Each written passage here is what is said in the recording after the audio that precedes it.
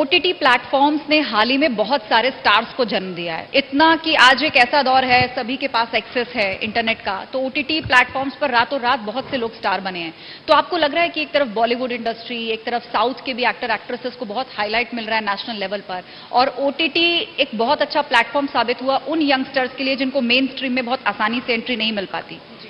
तो ओटीटी कितना मददगार है, और यहां पर अगर मान लीजिए किसी का बैकग्राउंड नहीं है, कोई फिल्मों से नहीं आता है, किसी के पास रेफरेंस नहीं है, तो किस तरह ओटीटी में अपने करियर की लोग शुरुआत करते हैं और रातों रात यहां स्टार भी बने हैं? जी, आपको लग रहा है आने वाले समय में अब ओटीटी के बाद सीधा बॉलीवुड का भी कोई दरवाजा खुलता है? मैं तो ये सोचती नहीं हूँ। मैं स्क्रिप्ट देखती हूँ और डायरेक्टर देखती हूँ। मुझे नहीं पता था कि ओटीटी एग्जैक्टली है क्या।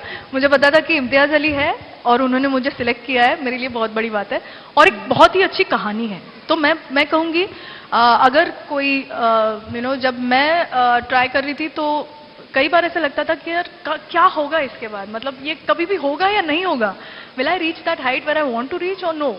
But to everybody I would say that I'm an example of somebody who is not from the industry, completely driven by passion, because I think that is what has got me here, कि आपके पास अगर passion हो और hard work हो तो आपको कोई दुनिया में नहीं रोक सकता, कोई नहीं। तो आपको जो भी लोग कभी भी कहते हैं, मतलब अभी भी मुझे लोग कहते हैं कि यार अदिति तुम ना अभी ओटीटी मत करो, अभी फिल्म्स करो, अभी ये मत करो, वो करो। इसीलिए मैंने पूछा कोई प्रोजेक्ट है अभी आपके पास? Of course, या क्या I हम will, ये मान सकते हैं कि आने वाले समय में आप बहुत जल्दी सिल्वर स्क्रीन पर नजर आएंगी बॉलीवुड में 100%, या साउथ के किसी सिनेमा में? Yes I promise that, because मैं कर रही हूँ फिल्में, और मैं वही कह रही हूँ कि मेरे लिए फिल्म और ओटीटी में कोई ज्यादा डिफरेंस नहीं है। एक डिफरेंस जरूर है कि ओटीटी में बहुत मेहनत ज्यादा है। ऐसा क्यों है?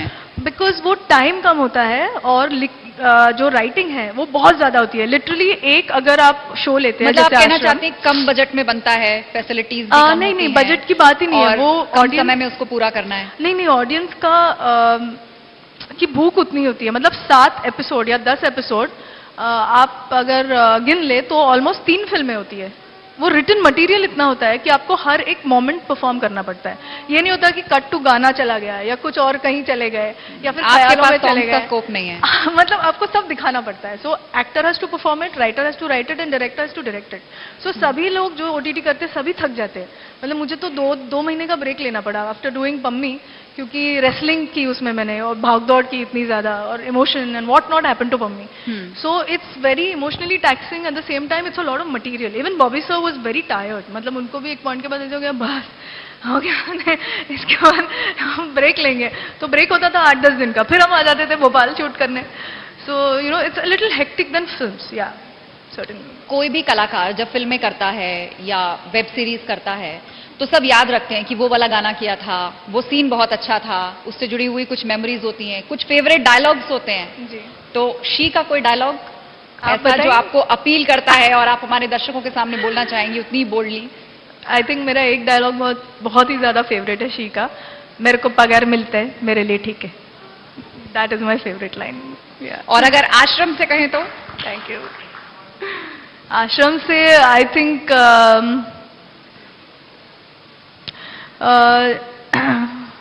हाँ, जब पम्मी बाबा जी से कहती है, बहुत ही दुखदायक है वो, जब पम्मी बाबा जी से कहती है कि मेरे साथ कुछ बुरा हुआ है बाबा जी, पता नहीं आश्रम में कोई है जिसने मेरे साथ गंदा काम किया है, और वो एक्चुअली बाबा ही होते हैं। सो वो मेरे लिए बहुत मुश्किल था करना, क्योंकि मुझे पता था वो पम्मी के साथ क्या हुआ है, राइट? तो as an actor you live both the characters at the same time.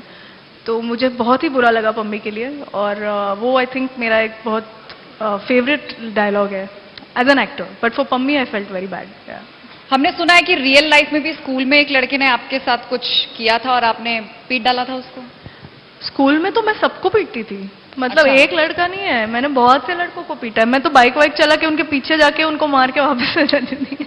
इसीलिए मैंने पूछा कि एथलीट वाला आपका पूरा एटीट्यूड है, जी, तो ये जी। ट्रांजिशन एक्टर में कैसे हो गया? हाँ, तो मुझे मुझे याद है जब मैंने क्या first क्या time- किस्सा क्या था, वो हमारे दर्शकों को भी सुनाइए। मैंने फर्स्ट टाइम जब कहा था मकरन सर से कि मुझे एक्ट्रेस बनना है, तो मैं ऐसे लड़कों की तरह खड़ी थी, बिकॉज तुम थोड़े बहुत लड़कों जैसे बन जाते हो ना, बिकॉज आप एथलेटिक्स में हो, so you do lot of physical effort and all that. तो उन्होंने मुझसे कहा था कि पहले तो ना तुम आंखों से हंसना सीखो।